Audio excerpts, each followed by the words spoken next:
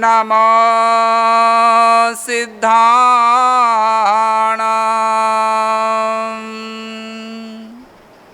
नमो आयर्याणां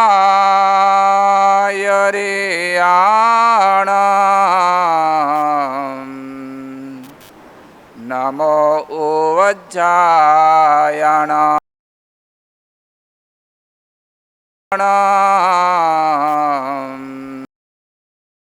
नमो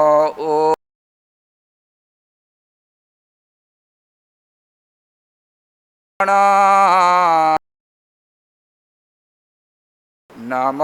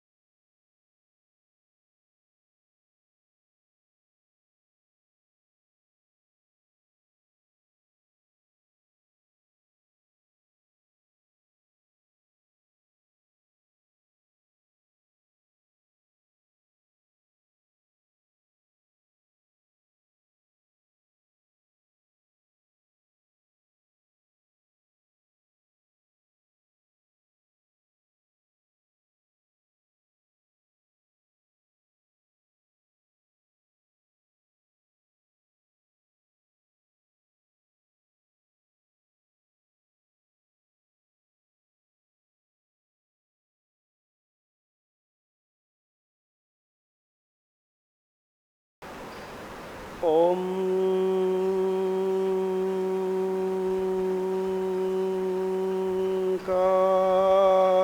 कारबिंदु संयुक्तं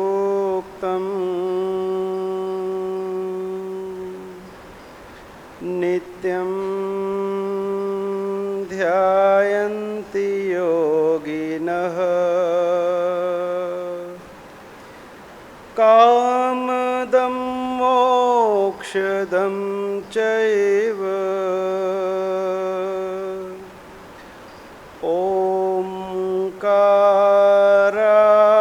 ओंकाराय नमो नमः।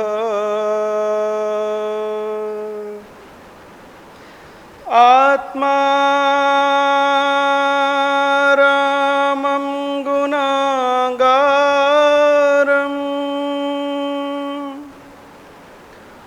वल्लभं लोक वल्लभं समुद्रं मोददातारम्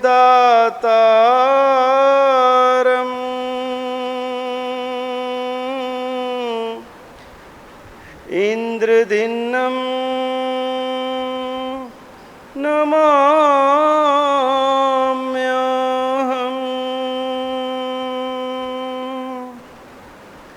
नित्यानन्दं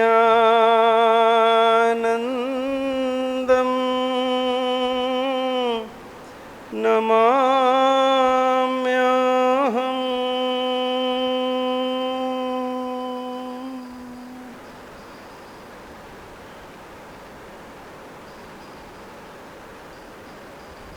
निरंद्रे भवकानने परिगलत् पंचास्रवाम्भोदरे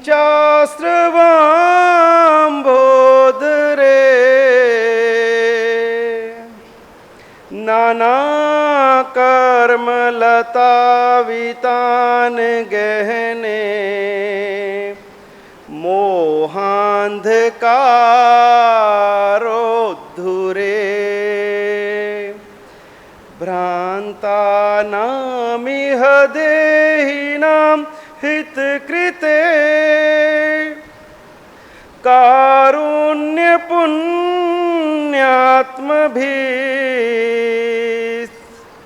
तीर्थेश हि प्रथिता सुधारस किरो रम्या गिरः पान्तु वः रम्या गिरः पान्तु वः।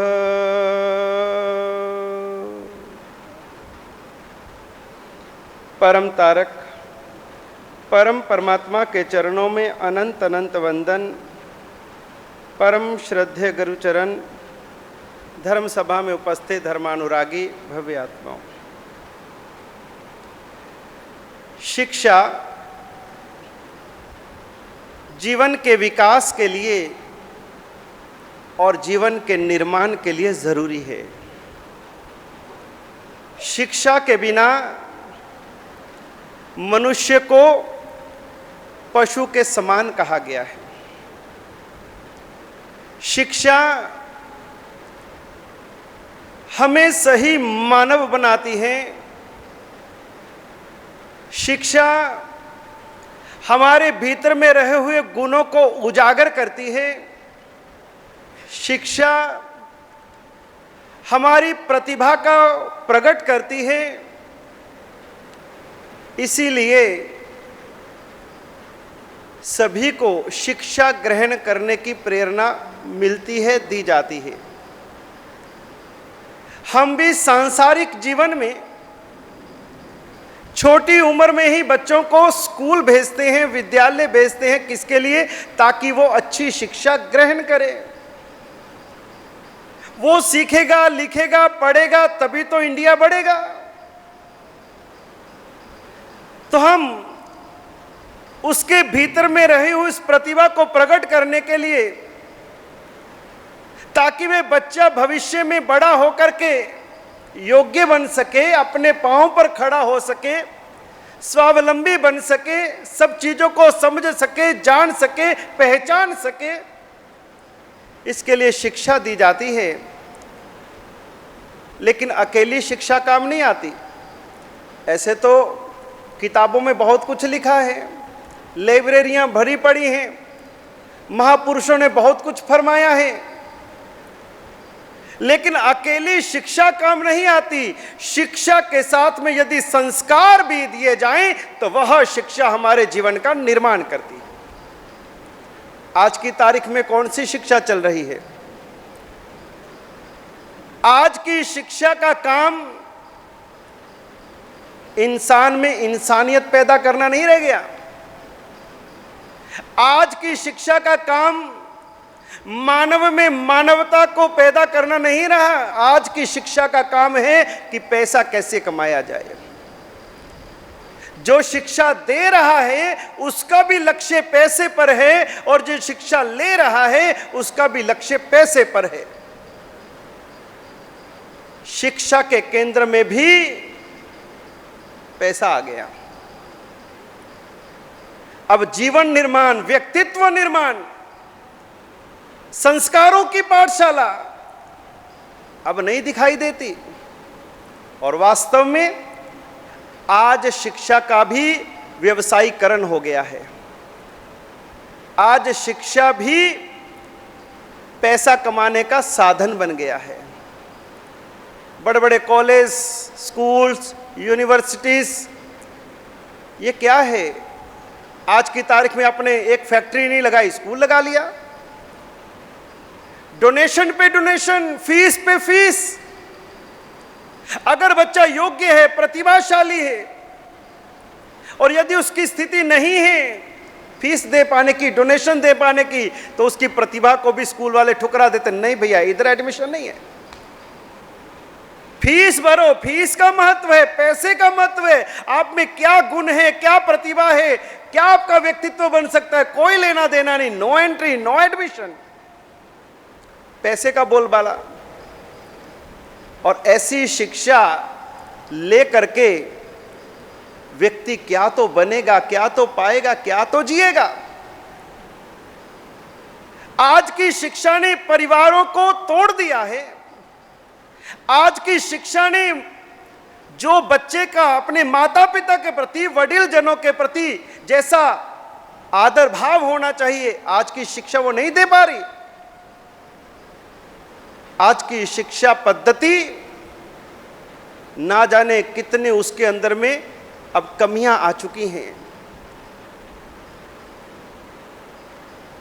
एक बार एक अध्यापक ने क्लास में प्रश्न पूछा, मान लो 50 बाराती आए हों और 50 बाराती के लिए जितनी दाल लगती है, अब मान लो उसकी जगह 150 बाराती आ जाएं तो कितनी दाल लगेगी? सीधा सा प्रश्न पूछा। क्लास में एक होटल मालिक का बेटा बैठा था, उसके बाप का काम होटल का था। उसने कहा ये तो बहुत इजी प्रश्न है, हमारे यहां तो रोज दाल बनती है। 50 भी आते हैं, 100 भी आते हैं, 150 भी आते हैं।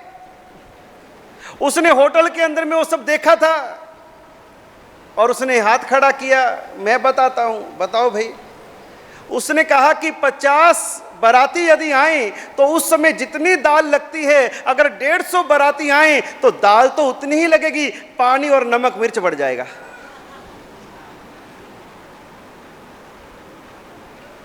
तो इस प्रकार की शिक्षा, इस तरह का अध्ययन क्या तो हमारा निर्माण करेगा।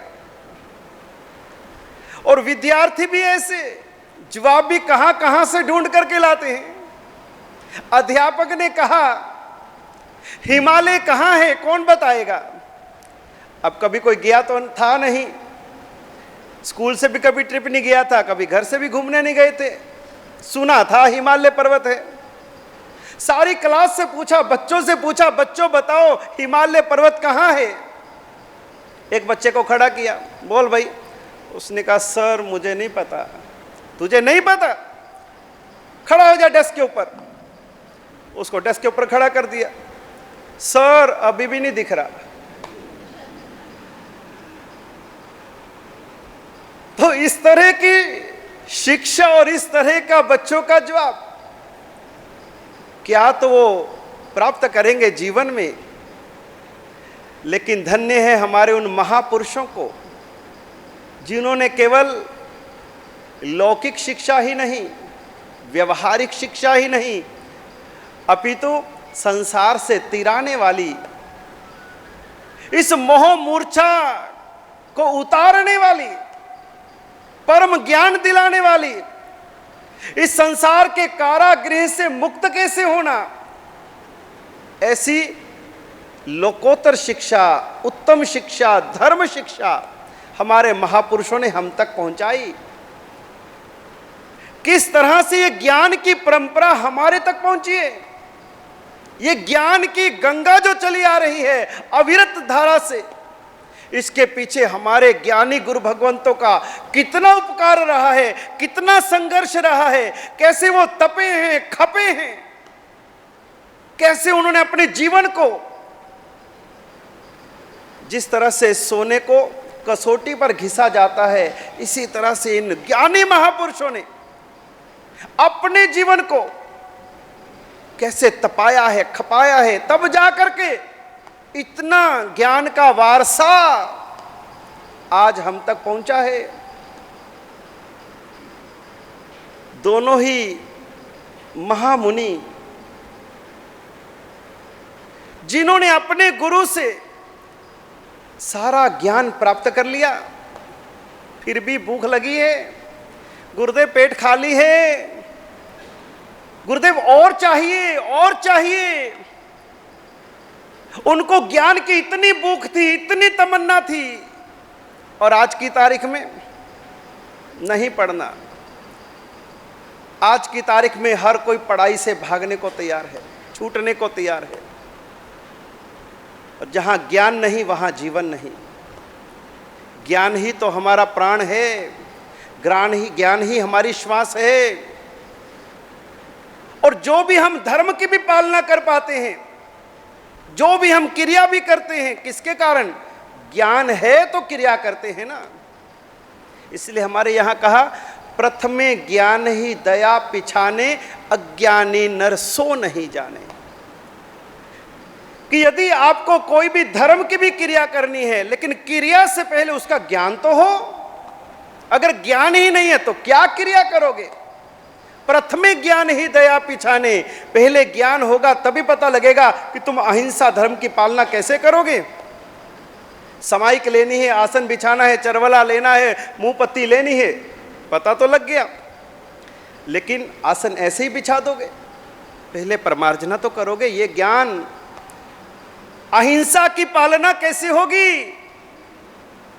पहले तुम्हें परमार्जना करनी होगी, उसके बाद में यत्नापूर्वक आपको आसन बिछाना होगा। अपने अंगों को, प्रत्यंगों को संकुचित करके, संयमित करके आपको शांत चित्त से बैठना होगा। मन वचन काया की सारी प्रवृत्तियों को अंकुश लगा करके एक ध्यान से आपको स्वाध्याय में बैठना होगा, तब जाकर के आपकी समाइक फलीभूत होगी। पहले ज्ञान फिर क्रिया, पद्मम नानम तो दया। पहले ज्ञान है फिर अहिंसा की पालना होगी। हम क्रिया पहले करते हैं और ज्ञान का ठिकाना नहीं। परमात्मा कहते पद्मम नानम, पहले ज्ञान। वो दोनों ही महामुनि गुरु से कहते गुरुदेव प्यास लगी है, भूख लगी है, और ज्ञान जल चाहिए, और हमें ज्ञान का भोजन चाहिए। गुरु ने कहा चलो भैया जाओ, काशी जाओ। धन्य है उस श्रावक को जिन्होंने उनकी सारी व्यवस्था संभाली, धनजी सुरा। और विहार करते करते करते करते मुनि भगवंत काशी पहुंचे। काशी में जाकर गंगा के किनारे घास फूस की एक झोंपड़ी, वहां उनको उतरने के लिए स्थान मिल गया।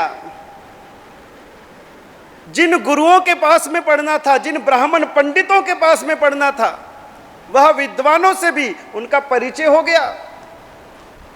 वह भी तैयार हो गए, ठीक है हम आपको अध्ययन कराएंगे। उन दोनों ने विचार किया अब पढ़ाई प्रारंभ करनी है, उससे पहले क्यों ना हम ज्ञान की अधिष्ठात्री ऐसी सरस्वती माता की साधना करें, आराधना करें, पहले मां की भक्ति करें। जो भी हमारी कुछ अज्ञानता है वह दूर हो जाए, मां का आशीर्वाद मिल जाए, उसके बाद फिर पढ़ाई प्रारंभ करेंगे। पहले मां शारदा की भक्ति कर ले। और गंगा के किनारे ही उन्होंने मां सरस्वती की 21 दिन की साधना प्रारंभ करी। मन पवित्र, तन पवित्र, ध्यान में, साधना में डूबे हुए हैं। मां सरस्वती की आराधना में लीन हैं, क्या उनकी पवित्रता होगी, क्या उनकी ज्ञान की ललक होगी कि अभी तो साधना के कुछ ही दिन निकले हैं, अभी तो 21 दिन भी पूरे नहीं हुए और मां सरस्वती का आसन डुलने लगा। मां को पता लगा कि इस समय गंगा के किनारे दो महामुनि मेरी आराधना कर रहे हैं, मुझे याद कर रहे हैं, मेरी भक्ति, मेरा स्मरण कर रहे हैं और 21 दिन भी पूरे नहीं हुए और मां सरस्वती को उनके सामने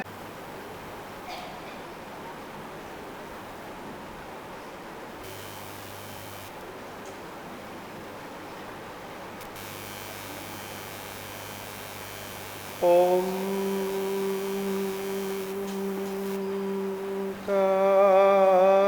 कारबिंदु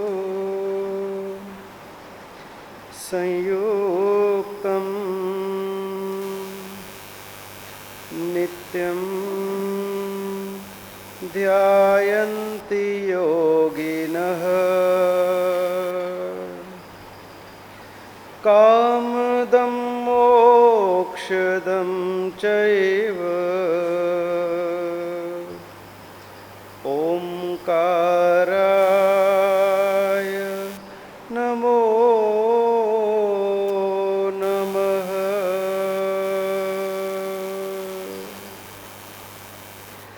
आत्मारामं गुणागारं वल्लभं लोकवल्लभं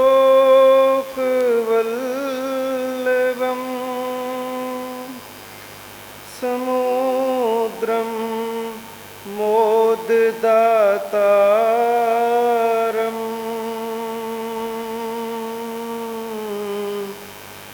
इंद्रदिन्नं नमाम्यहम्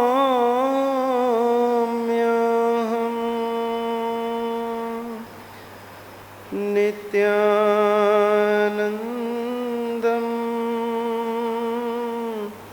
नमाम्यहम्।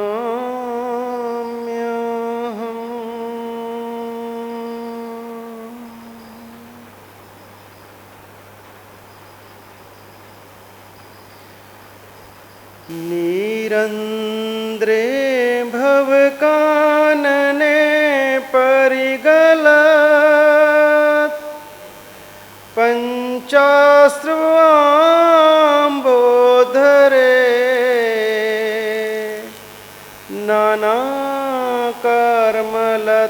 नानाकर्मलतावितान् गहने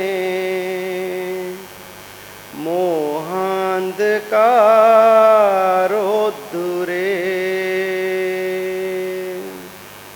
भ्रान्तानामिह देहिनां हितकृते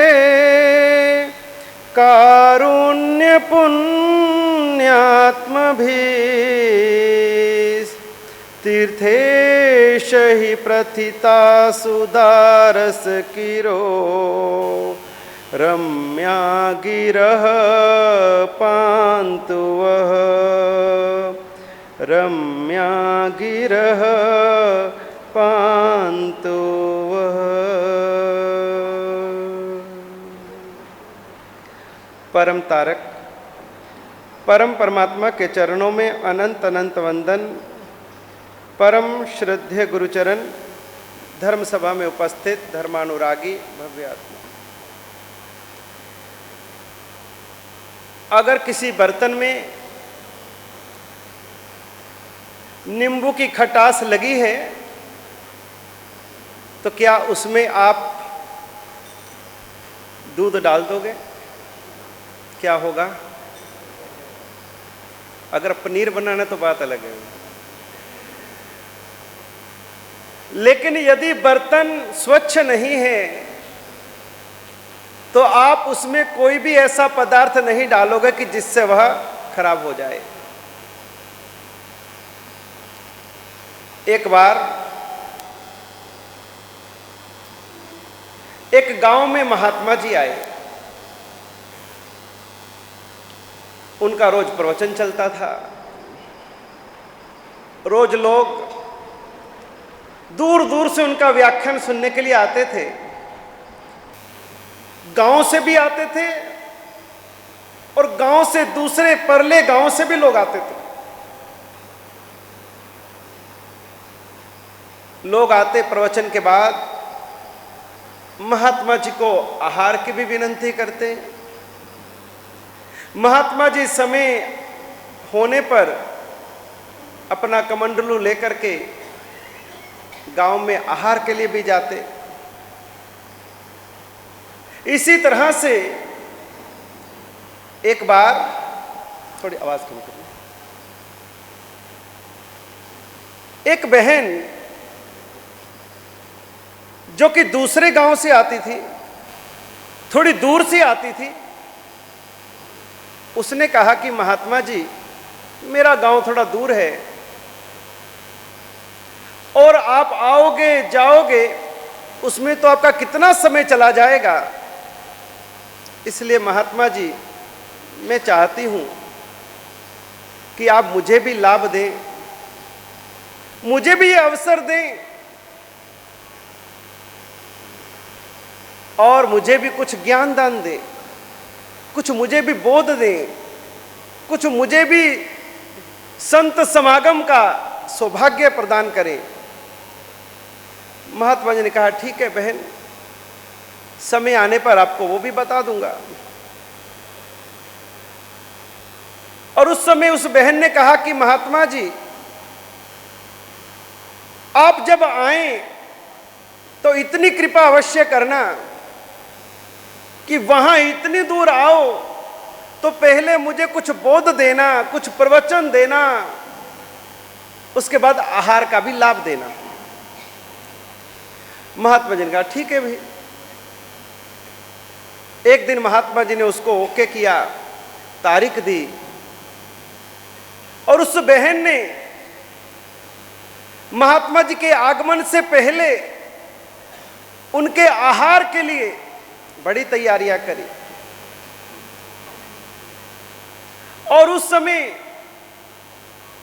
वह अपने रसोई घर में तरह तरह के माल मिष्टान तैयार करती है कि आज महात्मा जी आएंगे, उनको मुझे आहार देना है, आहार का लाभ लेना है। महात्मा जी का जब समय हुआ चलने का और वो अपना कमंडलू लेकर के जैसे ही अपनी झोंपड़ी से रवाना हुए, रास्ते में विचार आया कि अरे उस बहन को मुझे कुछ प्रवचन भी देना है, व्याख्यान भी देना है, कुछ बोध भी देना है, उसके बाद में जाकर के आहार मिलेगा। चलो कोई बात नहीं। चलते चलते रास्ते में महात्मा जी को एक जगह के ऊपर में गोबर पड़ा हुआ दिखाई दिया। महात्मा जी ने उसमें से गोबर उठाया, कमंडलू में डाल लिया।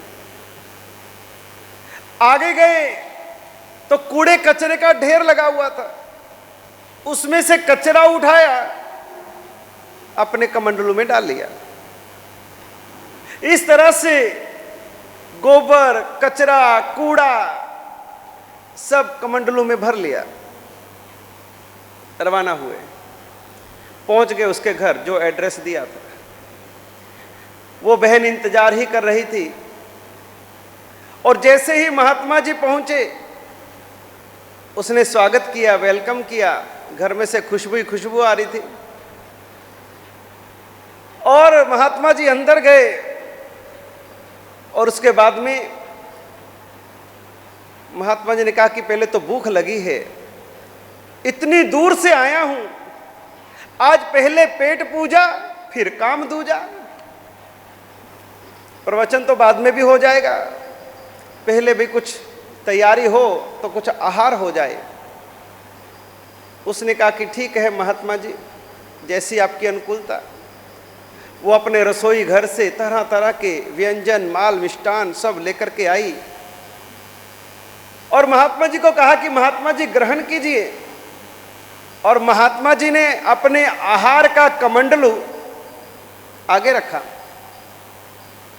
उस बहन ने जैसे ही अपना बर्तन उठाया, उसने कहा पहले मीठे से शुरू करूं। उसने खीर उठाई और खीर उठा करके जैसे कमंडलू में डालने लगी और अंदर देखा तो अरे भगवान, ये क्या महात्मा जी, अरे आपका कमंडलू, अरे क्या हुआ, अरे महात्मा जी, अरे इसके अंदर में तो गंदगी पड़ी है, कूड़ा कचरा पड़ा है, तो तेरे को क्या दिक्कत है?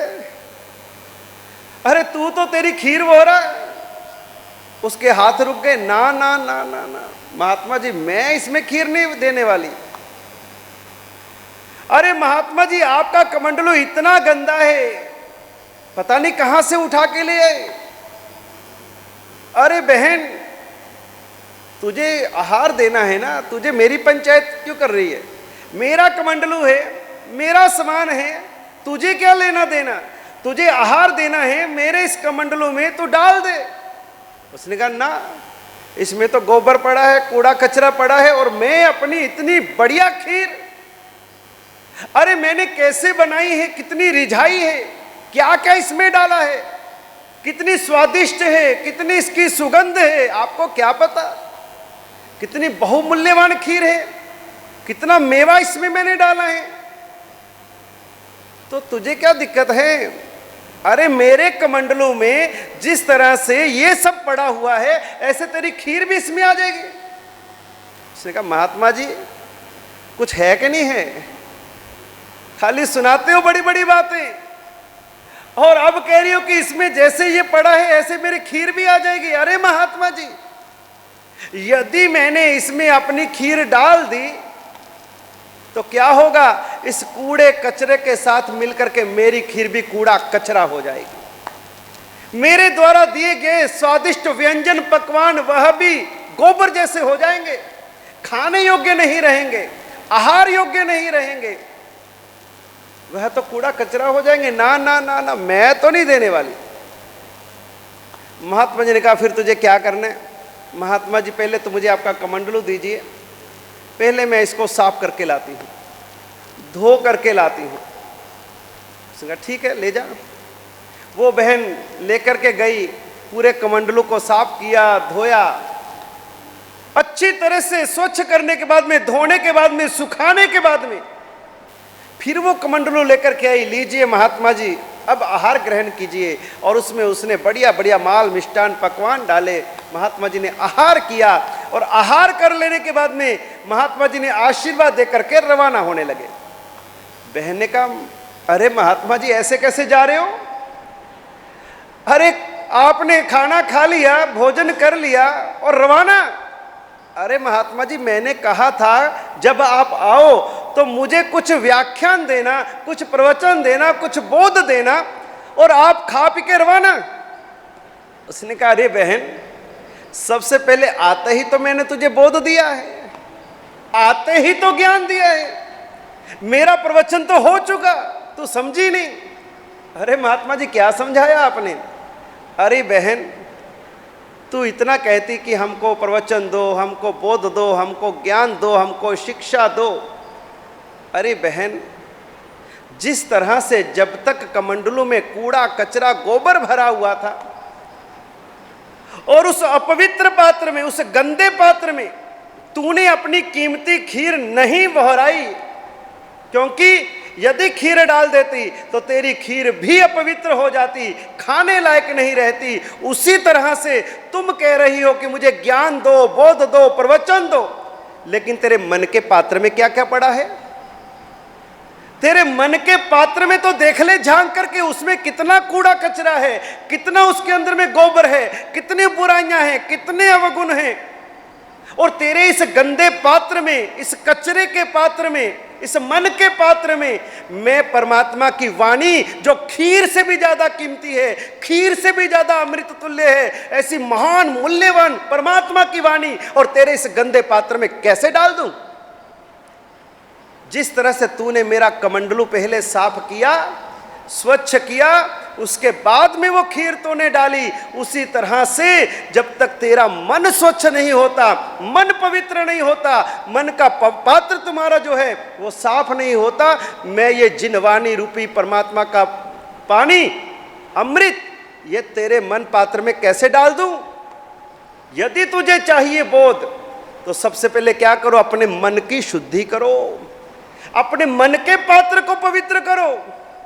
अगर मैंने इसमें डाल दिया तो क्या होगा कि तुम्हारे से कूड़े कचरे के साथ में ये परमात्मा की वाणी भी कोई काम नहीं करेगी। उसी में कचरा पड़ा है, उसी में अमृत पड़ा है, दोनों मिल करके दूध फट जाएगा, उसके अंदर में दूध नहीं टिकेगा, वस्तु नहीं टिकेगी।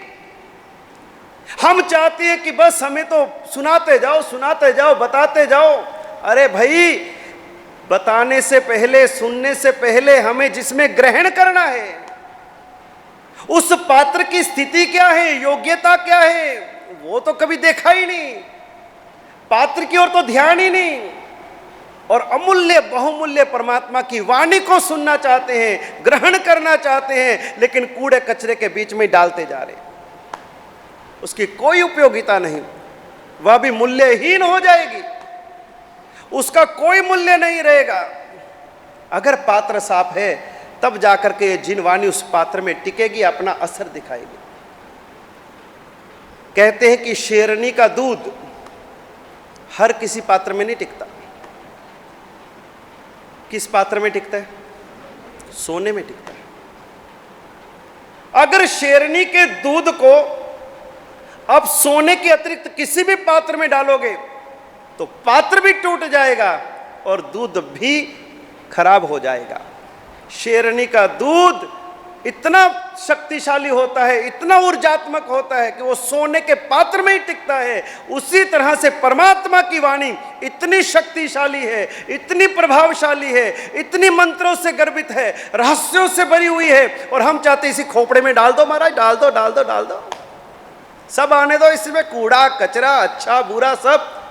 गुरु महाराज कहते ना भैया ना, ये इतनी अमूल्य बहुमूल्य वाणी और इस कचरे के पात्र में मैं कैसे डाल दूं?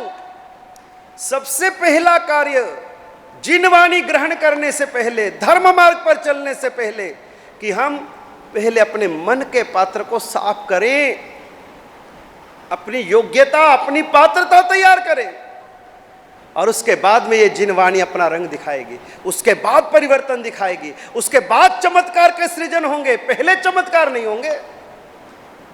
हम तो उसी में मिक्स करी जा रहे हैं, सब कुछ एक साथ में। दूध का गिलास हो और उसमें एक बूंद यदि विष की चली जाए तो क्या होगा? दूध पीने लायक रहेगा? नहीं रहेगा। कितनी भी जिनवाणी का श्रवण कर ले, अमृत का श्रवण कर लो भैया, लेकिन एक भी यदि उसके अंदर में कषाय की एक भी बूंद पड़ गई तो सारा दूध बेकार। इसलिए सबसे पहली योग्यता, सबसे पहली प्राथमिकता कि हम अपने मन के पात्र को पहले पवित्र करें। जिनवाणी का पान तो होगा ही, जब तक चातुर्मास से रोज प्रवचन होंगे, शेष काल में भी जब जब गुरु भगवंत साध्वी जी भगवंत आएंगे आपको प्रवचन श्रवण करने का मौका मिलता रहेगा। लेकिन उससे होगा क्या? जिसमें ग्रहण करना है, जिसमें धारण करना है, उसमें जो संसार की खटास लगी है वो दूर नहीं करेंगे, उसको स्वच्छ नहीं करेंगे, उस कचरे को नहीं निकालेंगे, ये जिनवाणी क्या करेगी? इसलिए योग्य शिष्य को योग्य ज्ञान दिया जाता है, हर किसी को हर ज्ञान नहीं दिया जाता। और यदि अयोग्य को ज्ञान दे दिया जाए तो निश्चित वो हानि का कारण बनेगा। वो ज्ञान लोक कल्याण के लिए नहीं, लोक मंगल के लिए नहीं, वो संसार के विनाश का कारण भी बन सकता है। एक कहानी आपने भी सुनी होगी। एक आश्रम में महात्मा जी के पास में कुछ शिष्य अध्ययन कर रहे थे। महात्मा जी ने बड़े मनोयोग से, बड़े प्रेम से उन सभी शिष्यों को ज्ञान दान दिया। ऐसी ऐसी उनको विद्याएं, ऐसे ऐसे मंत्र उनको सिखाते गए, सिखाते गए, सिखाते गए। और वो शिष्य भी महात्मा जी के आश्रम में रह करके बहुत कुछ सीखे और कई साल उनको महात्मा जी के पास में पढ़ाई करते हुए लग गए। पहले गुरुकुलों में पढ़ाई होती थी, शिष्य गुरुकुल वास में रहते थे, घर नहीं रहते थे। 25 साल तक का उनका जीवन गुरुकुलवास में, ब्रह्मचर्य आश्रम। और जब उनका अध्ययन समाप्त होने आया तो गुरुजी ने बुलाया। गुरुजी ने सभी शिष्यों को बुलाया और कहा कि देखो, मुझे बड़ी प्रसन्नता है कि मेरे पास में जो जो भी विद्याएं थी, ज्ञान था, वो सारा मैं आपको सिखा चुका हूं, और अब तुम अपनी पढ़ाई पूरी कर चुके हो। अब कल से तुम्हें छुट्टी, अब कल से तुम्हारा नया जीवन प्रारंभ होगा। अब मैंने जो तुमको सिखाया है उसको तुम अपने जीवन में, व्यवहार में इसको इस्तेमाल करना। इस विद्या का, इस ज्ञान का उपयोग अपने जीवन में करना। आज हमारे पास में स्कूल की पढ़ाई तो बहुत है, लेकिन जीवन में काम आए ऐसी पढ़ाई किसके पास है? किताबी पढ़ाई है, किताबों में क्या लिखा है केवल वहां तक अटक गए। जीवन में समस्या आए उस समय उस समस्या का सामना कैसे करना, शांत कैसे रहना, धैर्य कैसे बनाए रखना, शांति कैसे बनाए रखना, निर्णय कैसे लेना, उन परिस्थितियों में हमें कैसे जीवन जीना है, कैसे उन समस्या से निकलना है, ये विद्या कहां? किताब की विद्या तो बहुत इकट्ठी कर ली, बड़ी बड़ी डिग्रियां तो बड़ी इकट्ठी कर ली, अपने नाम के साथ में बड़ी बड़ी डिग्रियां हम लगा देते हैं। लेकिन व्यवहारिक जीवन में जाएंगे तो राम नाम सत्य है, ठन ठन गोपाल है, डिग्रियां बड़ी बड़ी हैं। एक बार एक लड़के की शादी हुई और कुछ समय के बाद में उसके मित्र उसको मिले। उसने कहा कि भाई तेरी जिंदगी तो बहुत अच्छी चलती होगी, अरे जिससे तेरी शादी हुई वो कितनी पढ़ी लिखी तुझे मिली है, कितनी पढ़ी लिखी तुझे मिली है। उसने माथे पे हाथ मारा, क्या यार, अरे उसकी डिग्रियां देख करके मैं तो लट्टू हो गया। लेकिन खाली डिग्री से क्या होना था? अरे शादी करके घर आई, अरे डिग्रियों को क्या करूं मैं? अरे उसको तो रसोई का कुछ भी नहीं आता। ऐसी डिग्रियां मेरे किस काम की, जिसको घर में क्या करना है, घर कैसे चलाना है, उसकी ABCD जिसको नहीं पता, तो डिग्रियों को क्या करूं? खाऊं, डिग्रियों के पकोड़े निकालूं? अरे रसोई में भेजा, रोटी बना के आ। अरे रोटी क्या बनाने गई, पाकिस्तान का नक्शा बना के ले आई। उसको बोला सब्जी छोंक दे, अरे सब्जी क्या छोंकती, सारा घर छींकने आ गया। अरे केवल डिग्रियां देख करके मैं लट्टू हो गया। लेकिन कोई मतलब नहीं, जिसके पास व्यवहारिक ज्ञान नहीं है, जीवन ज्ञान नहीं है, जीवन मंत्र नहीं है, परिवार में कैसे रहना, परिवार कैसे चलाना, संबंध कैसे निभाने, बड़े छोटों का आदर कैसे करना, बड़ों को सम्मान दो, छोटों को प्यार दो, और क्या चाहिए जीवन में। लेकिन ये हमारी आज की पढ़ाई ने हमें मूर्धा बना दिया है, संवेदनाएं खत्म कर दी हैं, एक दूसरे का सम्मान खत्म कर दिया है। बीवी कहती मैं भी पढ़ के आई हूं, मैं भी कमाती हूं, तू कौन है? अरे मैं कमा के लाती हूं घर में, मेरे से घर चलता है। कितना अहंकार आ गया। विद्या ने, पढ़ाई ने, ज्ञान ने उसको विनम्र नहीं बनाया, अहंकारी बना दिया। वो कहती मैं भी तो कमाती हूं, मेरा खाते हो तुम सब। और घर आने के बाद में घर कैसे चलाना, जिसके पास यही व्यवहारिक ज्ञान नहीं है, उसकी पढ़ाई किसी काम की नहीं, उसका पढ़ाई लिखाई सब फेल है। लेकिन जिसके पास में भले कुछ नहीं पढ़ा, भले अनपढ़ है, भले मां को कुछ नहीं आता, मां अनपढ़ होगी, लेकिन यदि उसके पास में अनुभव का खजाना है, यदि उसके पास में व्यवहारिक कुशलता है, तो मां पढ़ी लिखी है, बहू अनपढ़ है। जीवन जीने की कला, ये सबसे बड़ी पढ़ाई है। आज की तारीख में ये सब कुछ खो गया। आज तो अगर रिश्ता देखने जाते हैं तो सबसे पहले क्या देखेंगे? सबसे पहले देखेंगे कि लड़का वाइट है, पहले गोरा चिट्टा होना चाहिए, चंगी तरह पाउडर मल के ले आओ। देखने में पहले वाइट, फिर देखेंगे हाइट, फिर हो जाएगा रिश्ता और फिर जिंदगी भर होगी फाइट। गुण नहीं देखने, बस केवल बाह्य आकृति, बाह्य सौंदर्य, भीतर में गुण है या नहीं, भीतर में उसके क्या है। तभी कहते हैं काले हैं तो क्या हुआ दिल वाले हैं। अरे गुणों का महत्व है, गुणों का सौंदर्य है। बिना गुणों के सौंदर्य किस काम का?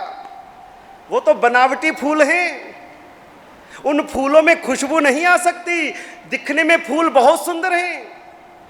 आज इस हमारे हॉल को ये सजाया है इन कलियों से, दिखने में सुंदरता दे रहे हैं। सूंघ के देखो, दिखने में सौंदर्य है, लेकिन इनके पास में सुगंध नहीं है। उसी तरह से व्यक्ति के पास कितने भी बाहर की पढ़ाई हो, विदेश से पढ़ के आया हो, बड़ी बड़ी डिग्रियां हो, लेकिन यदि उसके पास में सद्गुण नहीं है, ज्ञान नहीं है, तो उसकी पढ़ाई किसी काम की नहीं। और वो शिष्य, गुरुजी ने कहा कि मैंने जो सिखाना था सिखा दिया भैया, कल से तुम अपना जीवन शुरू करो। आश्रम से छुट्टी, आज फेयरवेल पार्टी करो और यहाँ से रवाना होगी जी फेयरवेल पार्टी। अगले दिन अपने अपने बैग उठाए, वहाँ से सब अपने अपने स्थान के लिए रवाना हुए। उसमें से 3 विद्वान वो वहाँ से निकले तो चौथे ने कहा कि भाई देखो, मैं भी तुम्हारे साथ चलना चाहता हूँ, मुझे भी साथ ले चलो। उन्होंने कहा कि अरे अरे तूने पढ़ा ही क्या है, तू जानता ही क्या है? अरे जितनी विद्या हमने अर्जित करी है, जितना ज्ञान हमने अर्जित किया है, तूने तो कुछ नहीं पाया। गवार का गवार, मूर्ख का मूर्ख। गुरुजी ने मुझे ये सिखाया, उसने कहा मुझे ये सिखाया, मुझे ये सिखाया। उसने कहा कि ठीक है, आपके जितना तो नहीं सीख पाया, लेकिन जो है सो है। उसने कहा तू हमारे साथ रहेगा तो हमारे भी नाम खराब होगा, हम विद्वान और तू ऐसा, हम तुझे साथ नहीं ले जा सकते। उसने कहा ऐसा ना करो, मैं अकेला कहाँ चलूँगा, लंबा सफ़र है, जंगल का रास्ता है, आपके साथ मुझे ले चलो। हाँ, अगर यही डर लगता है कि मेरे को साथ रखने से आपको कहीं नीचा देखना पड़ेगा, तो आप मुझे अपना नौकर समझ करके साथ रख लो। कहा ये ठीक है, कोई पूछेगा तो कह देंगे हमारा नौकर है, सेवक है। हाँ ये ठीक है, चल भैया सामने। चलते चलते चलते चलते जंगल में खूब आगे बढ़ गए। पुराना रास्ता था, जंगली रास्ता था। एक गुफा आई, उस गुफा के बाहर उनको हड्डियां ही बिखरी हुई दिखाई दी, खूब सारी हड्डियां पड़ी थी। उन हड्डियों के ढांचों को बिखरे हुए देख करके उन्होंने कहा कि अरे ये इतनी सारी हड्डियां किसकी हैं? तो उसमें से जो कम पढ़ा लिखा था उसने कहा कि मुझे लगता है ये हड्डियां शेर की होनी चाहिए। क्या तेरे को क्या आता जाता है? तो हड्डियों से देख के कैसे कह रहे शेर की हड्डियां? अरे शेर नहीं, गीदड़ की हड्डियां। ठीक है भैया, तुम बड़े पढ़े लिखे हो तो तुम ही सही। तो उसमें से एक ने कहा कि ये जो हड्डियां बिखरी हैं, अब मैं जो सीख करके आया हूं, मुझे गुरुजी ने जो सिखाया है, क्यों ना मैं अपनी विद्या का प्रयोग करके देखूं कि मुझे सच में विद्या जो मिली है वो सच में मेरे पास है या नहीं। प्रैक्टिकली देखें। मुझे गुरुजी ने सिखाया है कि हड्डियां अगर टूट गई हों तो उनको जोड़ दिया जाता है, तो मैंने हड्डियां जोड़ने का प्रशिक्षण लिया। किसी की हड्डी वड्डी टूट जाए तो बिना मालिश किए मैं जोड़ देता हूं, चलो देखता हूं मैं। उसने हाथ जोड़े, गुरुजी को याद किया और कहा कि अगर मेरे पास गुरुजी ने ये विद्या सिखाई हो तो ये सारी की सारी जो हड्डियां बिखरी हैं ये सब जुड़ जाए। और देखते ही देखते वो सारे हड्डियों का ढांचा वहाँ पर जुड़ के इकट्ठा हो गया। उसने कहा, देखा मेरी विद्या, मेरी पढ़ाई, मेरी योग्यता, सारी हड्डियों को जोड़ दिया। दूसरों ने तारीफ करी, वाकई बहुत अच्छी तूने विद्या प्राप्त करी। दूसरे ने कहा, करी इससे क्या होता है, इससे मालूम थोड़ी पड़ता ये कौन सा जीव है, कौन सा जानवर है। मेरे पास विद्या है कि अगर किसी के पास चमड़ी ना हो, ऊपर शरीर की चमड़ी उतर गई हो, चर्म रोग हो, तो मेरे पास ऐसी विद्या है कि मैं उसे चमड़ी दे सकता हूं। ये हड्डियों का ढांचा कोई काम का नहीं, मैं इसको चमड़ी से भर देता हूं। उसने मंत्र पढ़ा, जाप किया, सारी चमड़ी आ गई और उसमें से शेर का रूप आ गया। जैसे ही शेर का रूप बना, दोनों खुश हो गए, देखा हमारी विद्या काम आ गई। तीसरे ने कहा, इससे क्या होता है, हड्डियां और चमड़ी से होना क्या है, अरे सबसे बड़ी विद्या तो मेरे पास है जो गुरुजी ने सिर्फ मुझे सिखाई है, और वो है ग्रंथ में। इतने ग्रंथ पढ़े, एक ग्रंथ को पढ़े बिना यदि हम चले गए तो मन बेचैन रहेगा। ये ग्रंथ भी लेना पड़ेगा। और गुरु जी की जो धर्म पत्नी थी, गुरु माता के चरणों में पहुंचे, निवेदन किया। 24 घंटे के लिए उनको ग्रंथ माता जी ने दिया कि कल लौटा देना उनके आने से पहले पहले। और वो लेकर के गए ग्रंथ, जाकर के अपने स्थान पर उस ग्रंथ को खोला तो देखा कि उस ग्रंथ में 1200 सूत्र थे। 1200 सूत्र। उन्होंने कहा, इतना बड़ा ग्रंथ है, 1200 सूत्र हैं, इतनी गाथाएं हैं, और कल तो ये ग्रंथ लौटाना है। कब तो हम देखेंगे, कब तो हम लिखेंगे, पूरा पढ़ भी नहीं पाएंगे, क्या करेंगे। ये ग्रंथ फिर कब देखने को मिलेगा, दुर्लभ हो जाएगा। उस समय महोपाध्याय यशो विजय जी महाराज ने कहा, विनय विजय जी एक काम करते हैं, ये 1200 गाथा का विशाल भव्य ग्रंथ है, इसका अध्ययन तो हम बाद में कर लेंगे, पहले इसको याद कर ले। महापुरुषों की बुद्धि का चमत्कार देखो। महोपाध्याय यशो विजय जी महाराज कहते हैं, ये 1200 हैं, इसमें से 700 गाथा मैं याद करता हूं, 500 गाथा तुम याद करो, और 24 घंटे में ग्रंथ हम वापस लौटा देंगे। और उस समय वो एक लीन हो गए। पहली 700 गाथा यशो विजय जी ने ली, पीछे की 500 गाथा विनय विजय जी महाराज ने ली, और पूरे ग्रंथ को पूरी रात्रि भर के अंदर में तो याद करके अगले दिन लौटा दिया। ये हमारे महापुरुष हुए हैं, इतने ज्ञानी हमारे महापुरुष हुए हैं, ऐसी उनकी ज्ञान की उनकी प्रतिभा थी। क्या हमारे महापुरुष हुए, क्या ज्ञान की तड़प थी, क्या ज्ञान की तमन्ना थी। एक रात्रि भर के अंदर में 1200 गाथाएं, श्लोक सब याद कर लिया। अगले दिन ग्रंथ बांध करके पकड़ा दिया, और फिर वापस लौटे, और आ करके फिर उनको लिखना शुरू किया। जो याद किया, इतनी गाथाएं एक रात में, और उसके बाद में लिखते गए, पूरा का पूरा ग्रंथ उन्होंने मुंह जुबानी लिख दिया। तब जाकर के ये ज्ञान का वारसा मिला है। ऐसे महापुरुष जिन शासन में हुए हैं, ऐसे ज्ञान की प्रभावना नहीं हुई, ऐसे ज्ञान हम तक नहीं आया। उन महापुरुषों ने कितनी मेहनत करी हमारे लिए, और हमको लगता है कि कुछ भी नहीं है। 1200 गाथा एक रात भर में। आत्माराम जी महाराज तो अभी हुए, हमारी गुरु परंपरा के नायक। क्या उनकी बुद्धि थी, क्या उनका ज्ञान था। प्रतिदिन 300 गाथा कंठस्थ करते थे। कौन? आत्माराम जी। प्रतिदिन की 300 गाथा कंठस्थ, और 45 के 45 आगम कंठस्थ, संपूर्ण जिनवाणी, सारे आगम, सारी टीकाएं।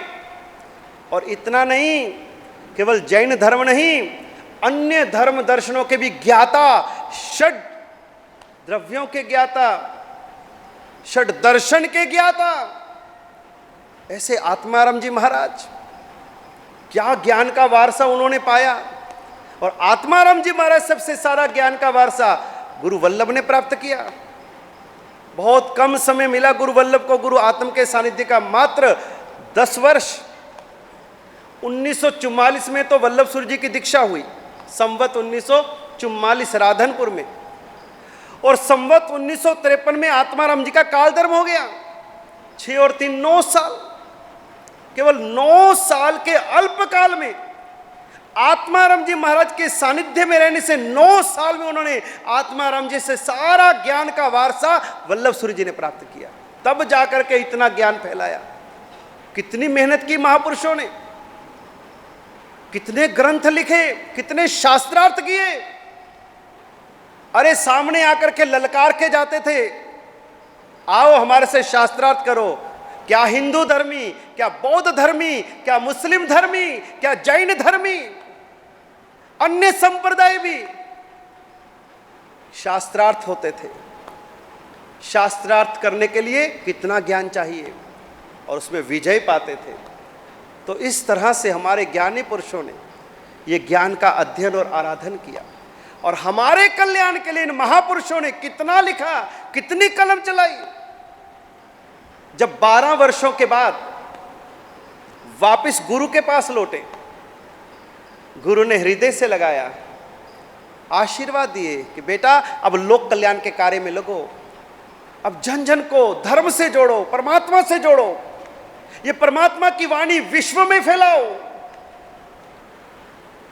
पहला दिन था, संध्या का समय हुआ, श्रावकगण पधारे प्रतिक्रमण करने, पूरा उपाश्रय भरा है, महामुनि आए हैं, ज्ञान योगी आए हैं। और जैसे गुरु महाराज प्रतिक्रमण में बैठे, प्रतिक्रमण में जब सज्जाए का अवसर आया तो श्रावकों ने कहा कि गुरु महाराज दोनों महाराज से पधारे हैं, सज्जाए का आदेश आप इनको दीजिए। यशो विजय जी महाराज को सज्जाए का आदेश मिला, और उस समय उन्होंने 5 गाथा की सज्जाएं बोली। 5 गाथा की, कड़वा फल से क्रोधना, ऐसा 5 गाथा की सज्जाएं बोली। 2-5 मिनट में सज्जाएं पूरी हो गई। श्रावकों ने कहा, प्रतिक्रमण पूरा होने के बाद में, महाराज साहेब हम तो समझते थे ये मुनि 12 साल पढ़ करके आए हैं, कितना ज्ञान अर्जन करके आए हैं, आने के बाद में सज्जाएं भी तुझने तो 5 गाथा की। क्या पढ़ के आए, क्या सीख के आए, 12 साल तक क्या किया इन्होंने, क्या खाली घास ही काट के आए? ये श्रावकों ने टोना दिया। और अगले दिन सबको प्रतिक्रमण का समय हुआ। प्रतिक्रमण के अंदर श्रावक बैठे और उपाध्याय जी ने आदेश मांगा, सज्जाए का आदेश दिया जाए। गुरुदेव ने आदेश दिया और उन्होंने सज्जाए प्रारंभ करी। 1 गाथा, 2 गाथा, 10 गाथा, 20 गाथा, 50 गाथा, 100 गाथा, 150 गाथा, 200 गाथा। श्रावक बस करो बाप जी, बस करो, कितनी लंबी। थोड़ा थोड़ा आ जाता है, क्योंकि जिसका सामने लाभ दिखाई देता है उसको व्यक्ति खुशी खुशी उस काम को करता है। प्रवचन में आपको क्या लाभ दिखाई देता है? क्योंकि प्रवचन में जब आओगे, तप और त्याग करोगे, दान और ज्ञान लोगे, तो आपको सामने बेनिफिट दिखाई देना चाहिए। आज जो पैसा मिलता है, घूमने का मिलता है, मोबाइल मिलता है, कौन देता है? कहां से मिला आपको? किससे मिला? किसने दिया? तो पैसा किसने दिया? पैसा कहां से आया? इसको गहराई में उतरो थोड़ा सा। आपको पैसे से सब कुछ मिला, पैसा कहां से आया? है? पुण्य से आया। पुण्य कैसे बंधा? हर चीज का जवाब होना चाहिए।